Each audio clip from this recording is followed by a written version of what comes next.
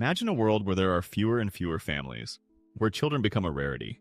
In many developed countries, fertility rates are falling far below what's needed to replace the population. By 2100, research shows that 97% of countries could see their populations shrink over time.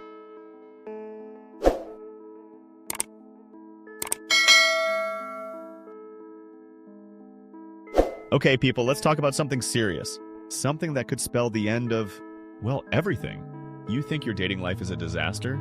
Imagine a society where every need is met, yet everyone is miserable. Sounds crazy, right? But it already happened. To mice. And the results are absolutely terrifying. What if it's a glimpse into our future? Back in the 1960s and 70s, scientist John B. Calhoun created what he called a Mouse Utopia, Universe 25. He built a perfect environment for mice. Unlimited food, water, no predators, no disease. Basically mouse paradise. He started with just a few pairs of mice and let them reproduce. For a while, everything was great. The population boomed. They were living the high life. Hi. But then, something went horribly wrong. After about 315 days, the population reached its peak, 2,200 mice. That's when things started to unravel. The mice started exhibiting bizarre behaviors. The males became aggressive and hypersexual. Some became completely withdrawn, neglecting their duties and fighting. The females became increasingly aggressive and protective of their young, but then often abandoned them.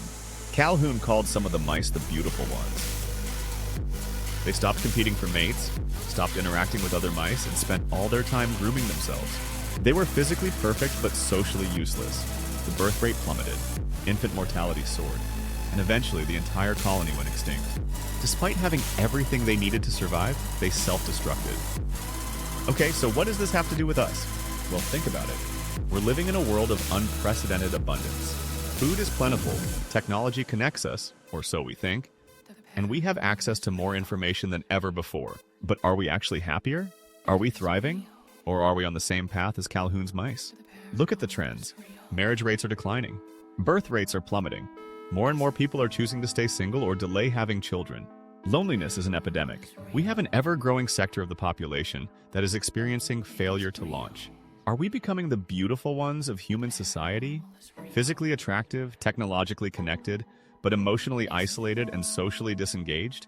Dating apps promise to connect us, but have they actually made it harder to form meaningful relationships? Are we so overwhelmed by choice that we become paralyzed, unable to commit to anything real? Are we treating potential partners like commodities, endlessly searching for the perfect match, only to find ourselves alone and unfulfilled? It's the paradox of choice. Too much of a good thing can actually be a bad thing. Are dating apps a sign of societal overpopulation, similar to Calhoun's Mouse Utopia? One of the key observations in Calhoun's experiment was the breakdown of social roles. The mice lost their natural instincts and behaviors. Similarly, in our society, traditional gender roles have become increasingly blurred. While this can be liberating for many, it has also created confusion and uncertainty, especially when it comes to dating and relationships. Men struggle to find their place, and women feel pressured to be both independent and nurturing. This can lead to a sense of disconnect and a reluctance to commit to traditional relationships. Are we losing our sense of purpose in a world of abundance? When our basic needs are met, what motivates us to strive for something more? Are we becoming too comfortable, too complacent, too focused on ourselves? This lack of purpose can lead to apathy, depression, and a reluctance to engage in meaningful relationships. Calhoun's mice experienced a physical overpopulation, but we're facing something similar, an overpopulation of ideas. We're bombarded with information from all sides, making it difficult to discern truth from falsehood, signal from noise. This can lead to a sense of overwhelm and paralysis, making it hard to form our own opinions and make informed decisions, especially when it comes to relationships. Dating apps exacerbate this problem by presenting us with an overwhelming number of choices. We're constantly comparing ourselves to others, judging potential partners based on superficial criteria, and second-guessing our decisions. This can lead to a cycle of dissatisfaction and a fear of missing out on something better. So, how do we avoid the fate of Universe 25? How do we reclaim our humanity in a world of abundance and information overload? The answer lies in finding meaning and purpose beyond our own individual desires. We need to reconnect with our communities, build meaningful relationships, and focus on contributing to something larger than ourselves. It's about prioritizing quality over quantity, depth over breadth. It's about being present in the moment, listening to others, and cultivating empathy. It's about recognizing that true happiness comes not from material possessions or superficial achievements, but from the connections we make with others and the impact we have on the world.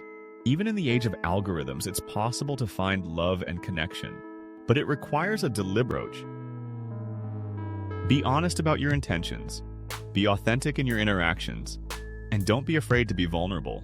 Focus on building genuine connections with a few people rather than swiping endlessly through hundreds of profiles.